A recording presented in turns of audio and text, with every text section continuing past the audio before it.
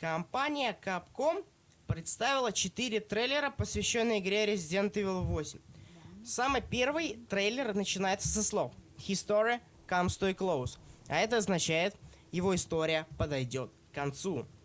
Я считаю, что 8-й Resident является завершающей частью 7-го Resident. Действие игры развернется в локациях, хорошо знакомых фанатам Resident Evil 4, европейской деревне и готическом замке. Не удивлюсь, если где-то поблизости лаборатория найдется. При этом именно деревню разработчики вынесли в заголовок и называют вторым протагонистом игры. Судя по трейлерам, которые я посмотрел, местные жители проводят некие обряды, в результате которых превращаются в оборотней. Также можно сделать вывод и о том, что трейлеры все уж очень похожи между собой.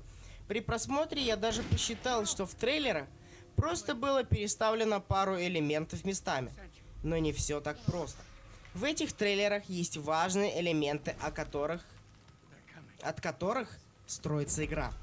В трейлере сделан акцент на уродливом зародыше, на оккультных знаках и ребенке в кадре. Похоже, что младенцы играют важную роль в сюжете Resident Evil 8. На эти элементы разработчики рекомендуют обратить особое внимание. Вы спросите, почему? Хотел я ответить на вопрос, но ответа у меня не было.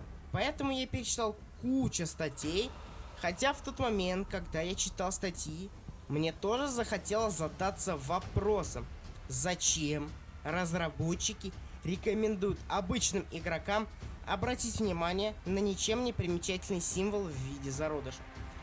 После всего прочитанного я сделал вывод о том, что зародыш в центре, возможно, говорит о том, что мы узнаем о происхождении Амбреллы. Обрамление же выглядит как гнездо. Именно так Nest называлась лаборатория под Ракун-Сити, где Уильям Биркин ввел разработку G-вируса. В этом легко читается логотип Амбреллы, зловещей корпорации из классических частей Резидента. Новейший же трейлер полностью посвящен замку и его хозяйке, леди Альцине Димитреску. Кстати, в начале игры нас встречает несложная головоломка, но что было изображено, меня повергло. Задастся логичный вопрос: что тебя могло повергнуть? Ну, пожирает этот демон кого-то, ну и что? А я отвечу, что это не что иное, как картина художника Франциско Гоя «Сатурн, пожирающий своего сына». Давайте не будем вдаваться в подробности насчет того, что половина локаций, а также сам замок уж очень схожи с 4-м Резидентом. Кстати, обратите внимание на шрам эмбриона в области головы. А еще и на то, что этот паразит явно занимает удобное место для себя. Не напоминает Немезиса? Также у меня есть теория, которая сложилась из всех элементов самой игры, а также за счет того, что я прочитал кучу статей, посвященных самой игре. Теория у меня такая. Замок принадлежит Озвелу Спенсеру. Отсюда и символ Амбреллы, канонический викторианский интерьер внутренних помещений замка и герб из Resident Evil 3 и 5 частей. Символ Амбреллы, к слову, это не зонт, а фамильный крест рода Спенсеров, который мы уже находили в ремейке первой части. Замок Спенсера был возведен на том же месте, где был найден Лас Плагас. Я думаю, это могло произойти даже до рождения Озвела. Либо уже тогда с паразитом пытались что-то сделать. Либо это эмбрион, один из источников мертвой плаги, которую пыталась воссоздать Амбрелла, что и привело к Немезису. После краха Амбреллы и смерти Спенсера этот замок был кем-то занят. Видимо, каким-то культом. Их символ может являться следствием рефлексии и мифологизации. Итак, что мы имеем? Первое. Эмбрион с паразитом. Это предмет поклонения. Кольцо, в котором заключен эмбрион, подразумевает внутренний круг приближенных к предмету поклонения лиц. И третье. Гнездо и крылья имитируют крест Спенсера. А также в трейлере можно увидеть рисунок символа этого культа. На рисунке из эмбриона выходят тентакли, а кольцо исписано рунами. Возможно, целью культа является воскрешение паразита путем жертвоприношения младенца. В эту теорию, пожалуй, не вписывается только синдикат соединения, который создал Эвелину.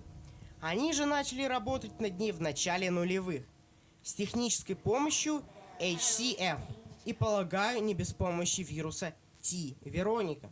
Возможно, эта сюжетная линия будет обособленной, но и будут переплетаться с другими. Также давайте не будем еще забывать об одной очень важной детали, а это дочери Альцины Димитреску. Ее приспешницы, которых она называет дочерьми, способны перевоплощаться в рой мошек, а сама госпожа умеет отращивать когти не хуже Росомахи. Однако Итан Уинтерс почему-то успешно справляется со всей этой паранормальщиной. В трейлере Димитреску жалуется матери Миранде на то, что Итан сбежал от Гейзенберга и теперь одолевает ее немощных дочек. Миранде же наш герой, судя по всему, нужен живым для какой-то церемонии. Трейлер также представляет 4 аристократических династии, представители которых, очевидно, станут главными действующими лицами игры. Димитреску, Гейзенберг, Беневьенто и Маро. Можно предположить, что деревня была вотчиной Гейзенберга, и именно он должен был изловить Итана. Поэтому Альцина так негодует. В обоих случаях, когда мы видим гербы 4 домов, они соединяются, и это становится логотипом Umbrella. Чтобы параллели с Resident Evil 4 было еще больше, в Village вернется продающий и улучшающий оружие торговец. Здесь его зовут Герцком, и он неимоверно толст. Принадлежит ли он к одному из 4 домов? Неизвестно. А что насчет бородатого незнакомца? Возможно, он и есть Гейзенберг. Или брат леди Димитреску. Уготована ли ему судьба отца Гайскона, которого он так напоминает? Тоже неизвестно. Отсылка на Bloodborne.